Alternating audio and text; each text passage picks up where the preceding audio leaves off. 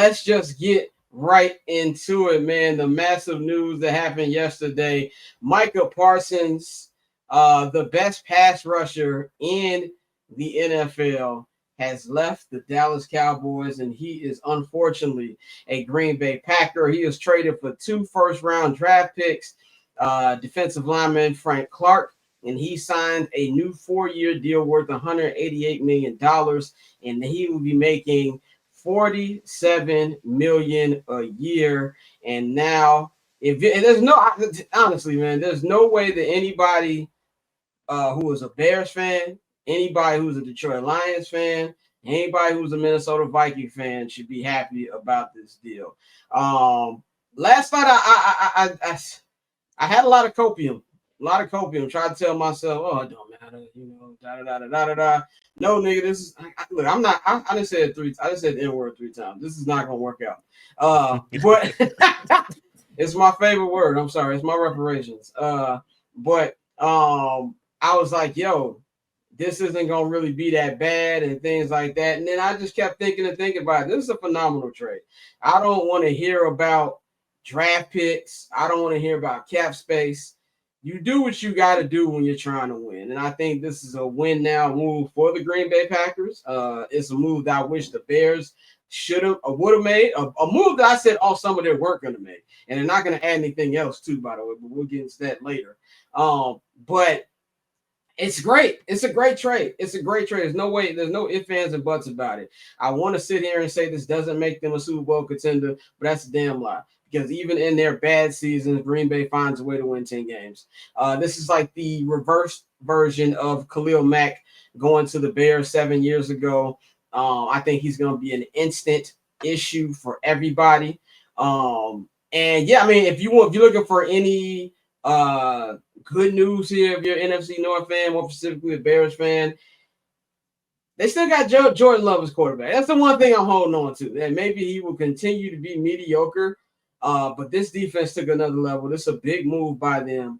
And I pray for the Bears left tackle spot on this, man. But I'm going to give the floor to you first, Bang, because, Bang, you were saying that you got Packer fan friends. And, they've been letting you have it after this deal. So what's your initial thoughts on this deal? Packers fans that are friends and family. A lot of my family lives in Milwaukee. And we have constantly battled about the Green Bay Packers and Chicago Bears all my life. I would like to formally apologize to the Green Bay Packers fans and the organization for a couple of years ago saying that they're going to be in the ghetto. They're not. This organization continues, in my eyes, to do the right things. Now, has it brought them a Super Bowl championship? No. Outside of the Green Bay Packers winning with Brett Favre and Aaron Rodgers, they have not gotten one in the last what it's almost been like 15 years or whatever. It don't matter. It's still 2 more than we've had in that time frame. It's still 1 more that's been around since my existence.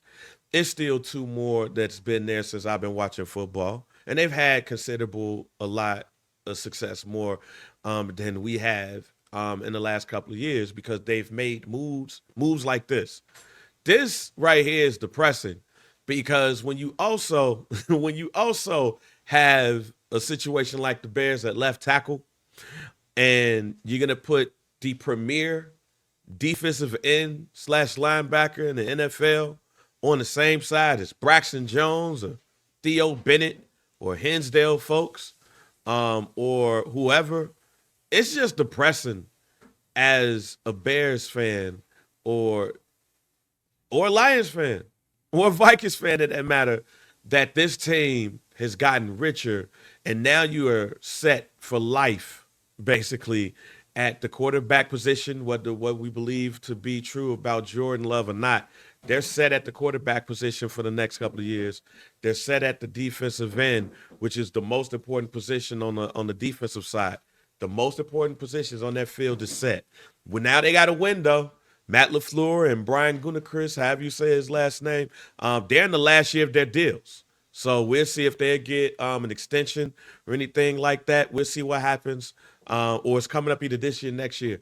But we'll see what happens. But it's just depressing to see a team like this continuously get the pieces that they need to stay competitive. You said that's all you got on that. But Dante, I'm gonna go to you next, man. You said this is gonna be a depressing episode, so let's just start with the most depressing shit of the day. What's your take on this?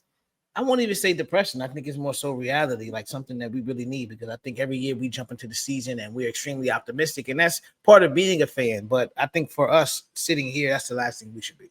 We got to be realistic, and this is a move that makes the youngest team in the NFL Super Bowl contenders.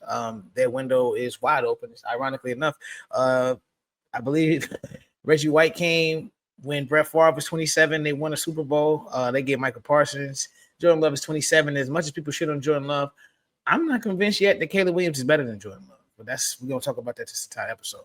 So with the pieces around him, with everything they have on that team, bro, Green Bay is gonna be a problem for a while. So it's one of those situations where we're gonna see who Ben Johnson is, and we're gonna see what this team can accomplish, because they're gonna have to actually coach these guys up and be ready to go, because this division is loaded. I don't believe in JJ McCarthy, but I think as a whole, we know how strong this division is, and it's only gonna get worse.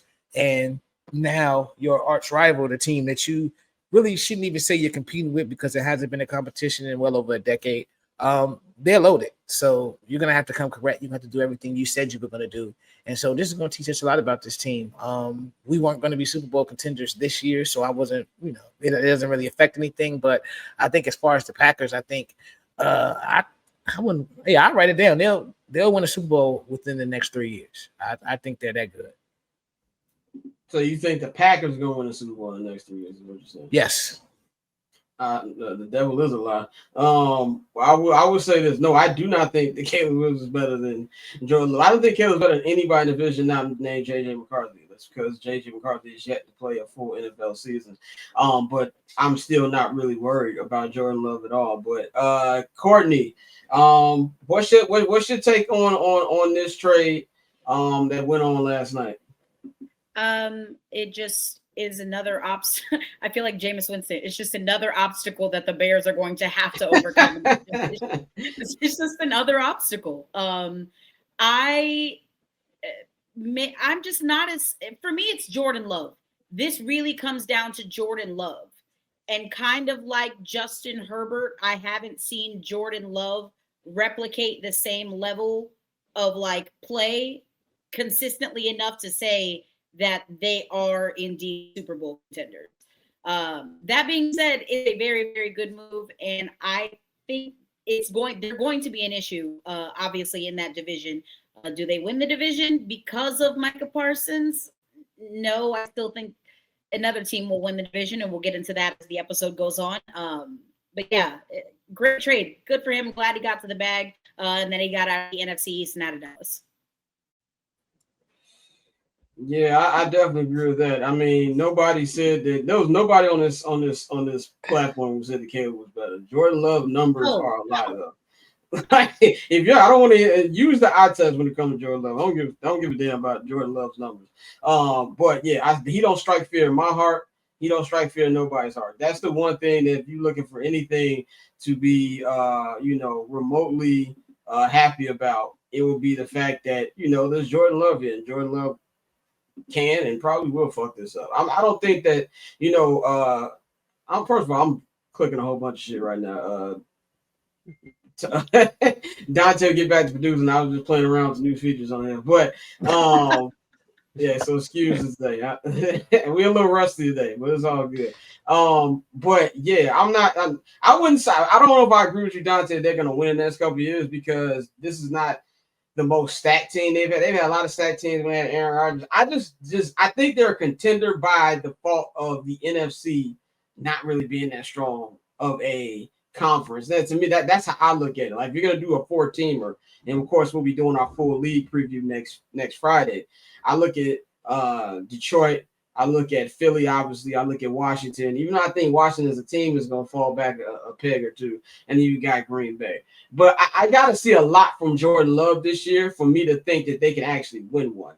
And that's something we've seen great teams be brought down by just okay quarterback play. We see the San Francisco all the time with Brock Purdy. And I even feel the Packers feel that way now, which is why they're going all in right now, because of the amount of money that they are paying Jordan Love. They're like, all right, right now it's put up or shut up time for him. So that's going to be the big question. But we'll divulge more into that next week on the NFL season preview, man. But let's get into Catch, I'm Not Gonna Hold You, hosted by Scott Lewis every Monday and Friday at 5 p.m. Eastern, 2 p.m. Pacific, only on HNB Media and the Barbershop Network.